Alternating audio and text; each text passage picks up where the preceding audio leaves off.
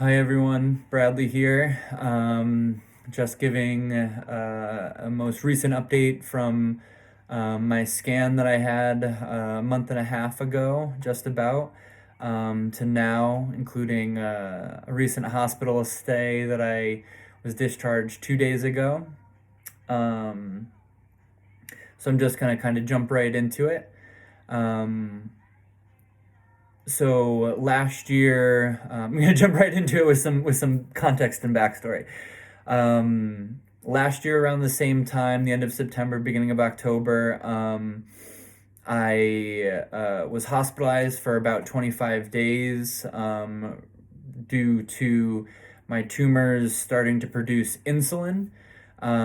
They started to produce insulin in really high quantities, dropped my blood sugar. I was hospitalized for hypoglycemia, which is low blood sugar. And ultimately, there what needed to happen was that my cancer treatments needed to get my tumors under control, right? So when my tumors were growing by themselves, when they were metabolizing by themselves and not being under controlled by any type of treatment, or the treatment wasn't effective, they were producing all of this insulin, which is just crashing my blood sugar. So I needed a treatment to be effective to come in. So at that same time in that hospital stay, they started me on a chemo called Folfox, and the treatments that I've been talking about in the last couple of months, the ones that have worked really well, and I started those at the same time. And eventually I stopped the chemo, the Folfox, and continued on with the other treatment that had been working so well. And so the Folfox was stopped for a number of reasons. One of them was to not add to the toxicity. If that other treatment was working, why continue this chemo, as well as kind of saving it for the future, right? So you can't necessarily go back on treatment options, and so they didn't want that treatment option to go away. So they said, all right, we'll save it for the future. So my last scan, like I said, I had about a month and a half ago, did show enough progression in my disease to call for a switch in generalized treatment. Generalized treatment being chemo or this other PRRT treatment that I was receiving before. Both would be considered generalized treatment. With that treatment, there was some kind of leeway on some of the tumors might look bigger or smaller in scans due to the inflammation of the treatment itself, as well as if like one or two small tumors showed up in my liver, those could have been treated with local treatments like ablations, things like that. And so there was some leeway. However, the scan showed that there was enough progression, both in new areas and old areas, to call for a new treatment going forward. And so basically what we did was that we just restarted the Folfox chemo that I had stopped. So in total, I've received that chemo treatment 6 times. With it restarting recently, I've only received it twice. Yesterday being the my most recent treatment cycle of it. And what that treatment is, or what it looks like for me, is that I go to the hospital once every 2 weeks for an infusion, and then they hook me up to a chemo pump that I carry around for the next 48 hours, getting a continuous infusion throughout that time as well. So I go to the hospital, get a couple hour infusion, get hooked up to the pump, and then I get a continuous 48-hour infusion at home on me. So one of these two bags is my chemo pump. One of these two lines is a chemo line. I'm going to do a show and tell kind of in a few minutes here to show you what I'm working with. I have a port with the line going in for the chemo. things like that. And so kind of um, this treatment, from what I remember, was a little bit more substantial. Getting neuropathy in my hands, kind of cold sensitivity. My foods need to be warm. My drinks need to be warm, or else my kind of insides hurt a little bit. It's a weird sensation. But my hands and feet will tingle and stuff if they're cold, which doesn't help in my house. If anybody's been to my house or knows my mom, she likes to keep it like an ice palace in here. You wear all the layers all the time. Um, my hands haven't stopped tingling since I got home. Um, Started to lose my hair a little bit. The nausea and those kinds of side effects started to happen a little bit more in my like third and fourth dosing, so I'm kind of anticipating that as well. Right now, I'm just kind of really fatigued, tired, a little nauseous, but not anything to make me actively sick or anything like that. Um, and yeah, and so that is just going to be one of those things that it's going to be how long that treatment is effective for, and or how long I can tolerate that treatment physically. Like I said, with the neuropathy, the numbness and tingling in my hands and feet, the nausea, like basically if my body can't physically handle the treatment, they'll stop the treatment and move on to something else. Because that's the other side. The treatment might be effective, but if you can't physically handle it's not effective. It's there's a lot of emphasis on quality of life, because it doesn't matter how you're living if you're suffering unintentionally or unnecessarily through it. That's not great. Um, So the other component of what has gone on recently was a 10-day hospital stay. And so like I was kind of explaining with my tumors producing insulin, the hospital stay last year was from my insulin production being so high, and then um, my blood sugar being so low that I was hypoglycemic, meaning low blood sugar. Um, and so while the treatment got my tumors under control, they also got my insulin under control, and so I was managing those. Um, and the way that they managed it was hook me up to a bag of TPN, which is basically uh, IV nutrition, and mine is pure sugar, pure dextrose, just a big bag of sugar that I'm just constantly being hooked up to. Um, it makes me kind of feel like I have a sugar rush all the time, which is uncomfortable to sleep, to try and sleep. Um, but it works. It gives my insulin something to do, so that I'm not hypoglycemic.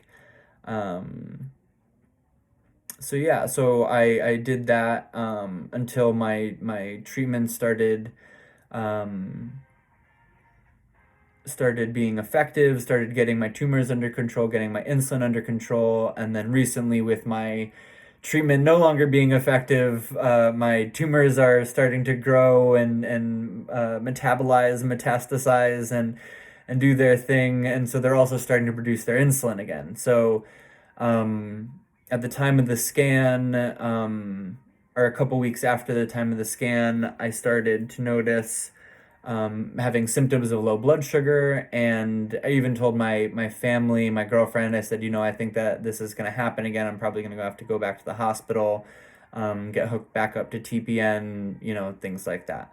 Um, um, I also let my doctor know, not just my family and friends, my girlfriend. Let my doctor know as well. And so this was something that we were kind of anticipating, and it came to a head, um, a week and a half ago. I brought to the hospital, um, and had one of the most horrendous hospital stays that I have had. Um, it was for me, it was something as simple as I know what was going on. I knew that it was my low blood sugar. I knew the solution to it. So I went in, coming into the emergency department, the ICU, the step down unit of the ICU, the general floor. Every single nurse that I talked to, every single doctor I talked to, I had the same line. Just said, you know, get my blood sugars stable, hook me up to some TPN, hook me up with the home health care people, the home health nurses who are managing my TPN at home, and then send me on my way. Right? This is something that I managed before. This is something that I know it was going on. There's no reason for me to stay in the hospital more than 4 or 5 days max.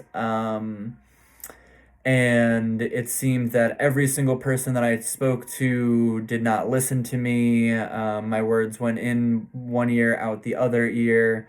I would have doctors come in and tell me things, and I'd have to say, no, no, no, like that's not, we don't have to do that. That's not happening. And they'd go, oh, okay, all right, sounds good. We don't have to do that. We won't do that. Then they left, and then the next doctor came in and said exactly what that doctor said.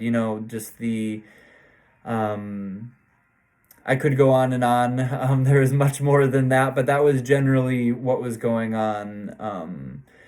The bright and shining light, as always, and I have to give them a shout out, is the oncology department. Anytime that I got my oncologist involved, anytime that I got that department involved, anytime that they needed to get involved, which is saying something, that they had to intervene with something not oncology related at all, says something. They came through flying colors. They go above and beyond for me, and I'm sure for every other oncology client that they or patient that they have.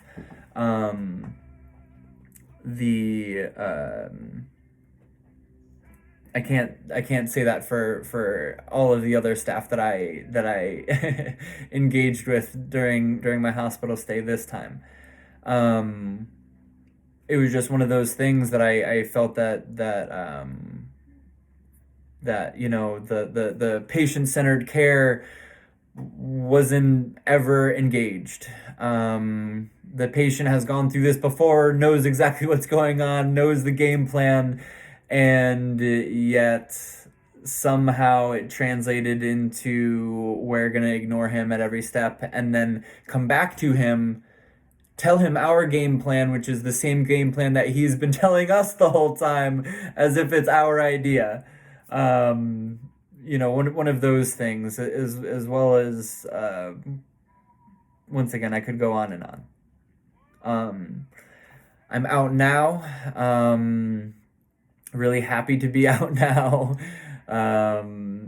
Glad to be at home, and really thankful for my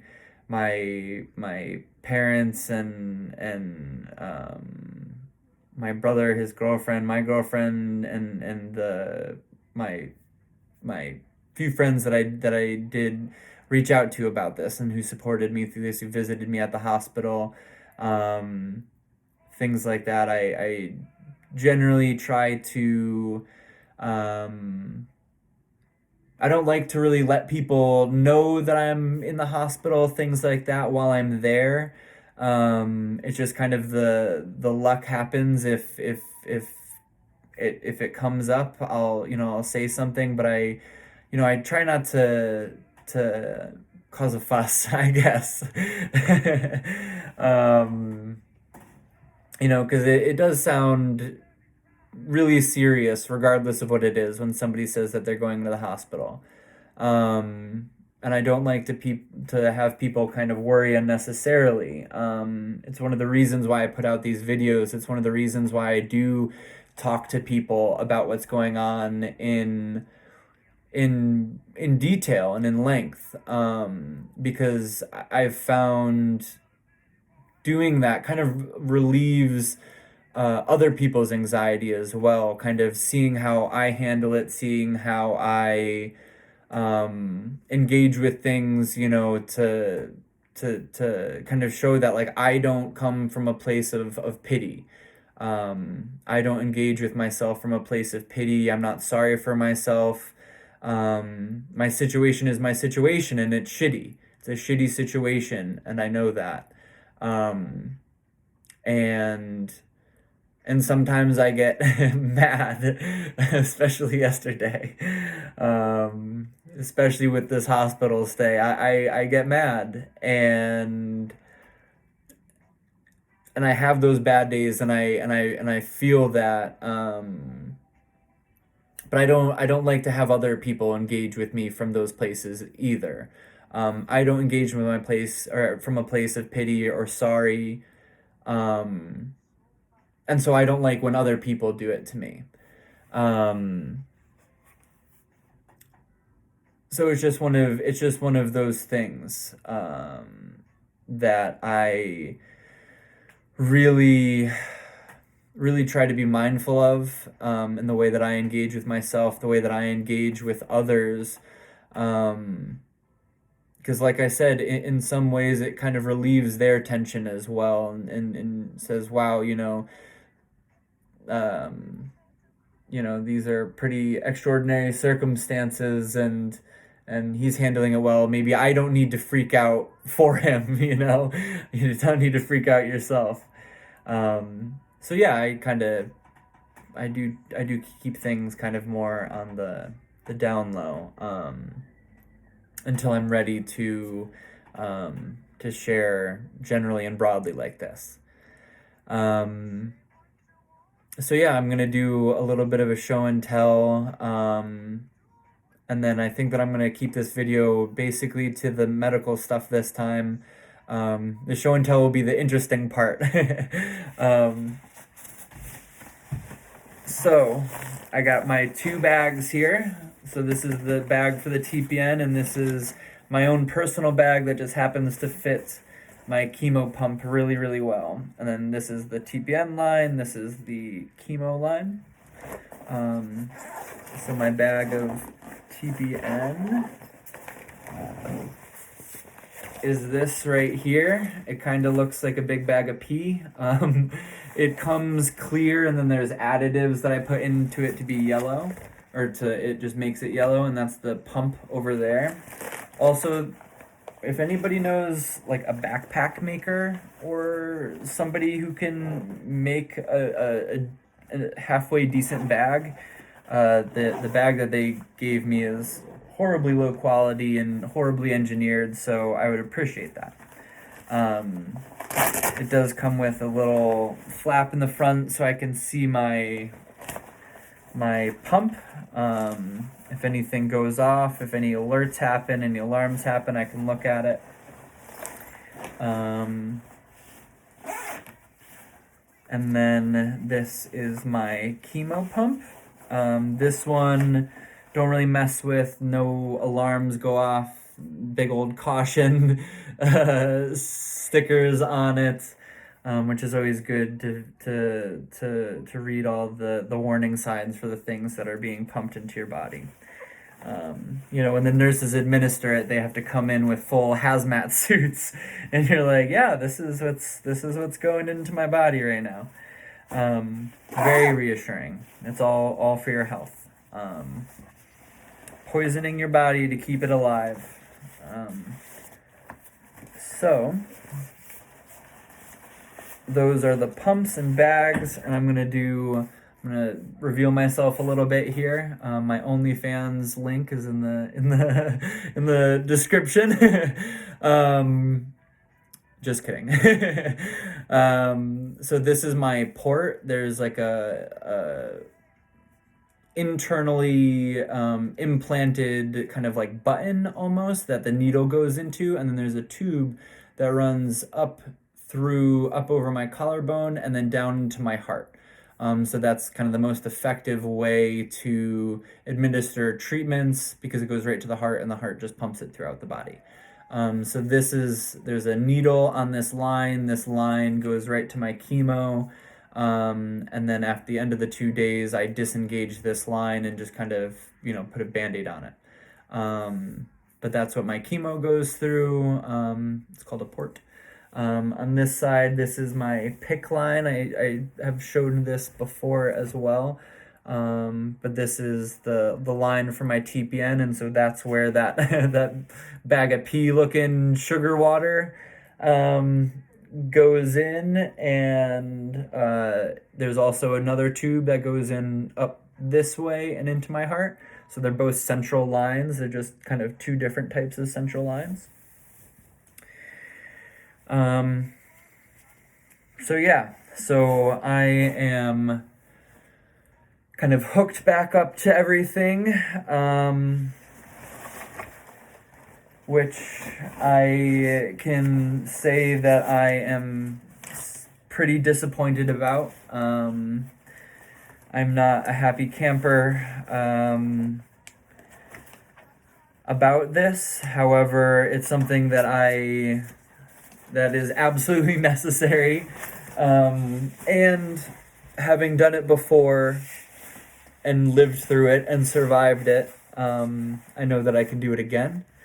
And also this time, I have that knowledge that I've done it before, I can do it again. And I now know better how to support myself through this, how to have others support me through this.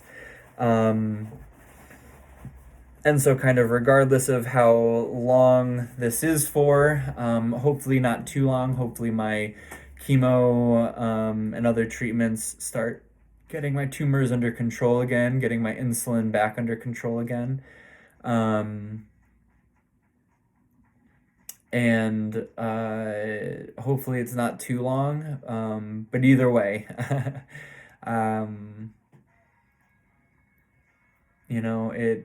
it's one of those things that I have to do, and like I said, having this being the second round of it, I kind of think that I'm gonna be putting up a little bit better of a fight than I did before. So yeah, that's kind of where everything's at.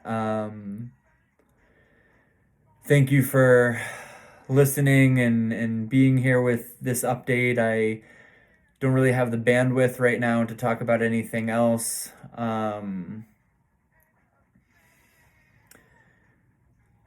I do have other stuff on my mind that I would love to share, but I think that's going to be saved for next time.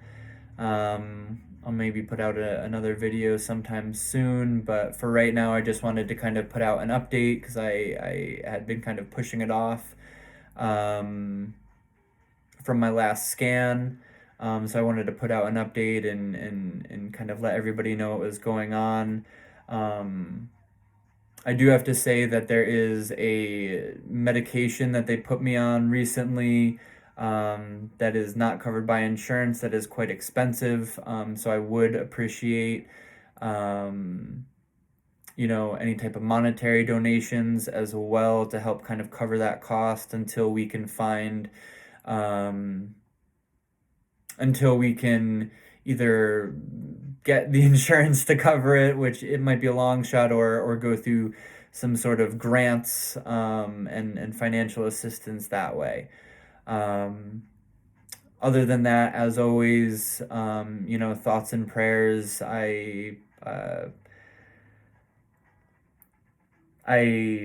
really honestly am blown away by the amount of support that I get in that way, and it helps, and I really do feel it, and I really do believe in putting out that vibration and that vibration being part of that medicine that I receive. I think I said it in one of my earliest posts of, if everybody's praying for the medication that's going into my body, everybody's praying for that poison that I'm putting into my body, maybe it'll be less poison and more medicine, praying with that intention, putting that intention forward that I get what I need out of my treatments and my medications. I really believe in that full-heartedly. So as always, I'll gladly accept that and thank you. And also this time I am asking for a little bit of monetary donations. Whatever you can support or whatever you can handle. I am more than appreciative of. Um, Thank you. I really appreciate all the support and everybody who watches these videos. Please continue. I hope that you get something out of them. I know that I do. I've gotten a lot of feedback from these videos, a lot of positive feedback, and so it just kind of keeps me going with them. Even though I kind of procrastinated on this last one, it was something that I was looking forward to, even though that it's kind of short compared to my other ones. Um, I really do get a lot out of this and sharing in this way. So thank you for being here with me, giving me space to do this, and hopefully getting something out yourself. So once again, thank you. Until next time. Oh, and talk to you guys soon.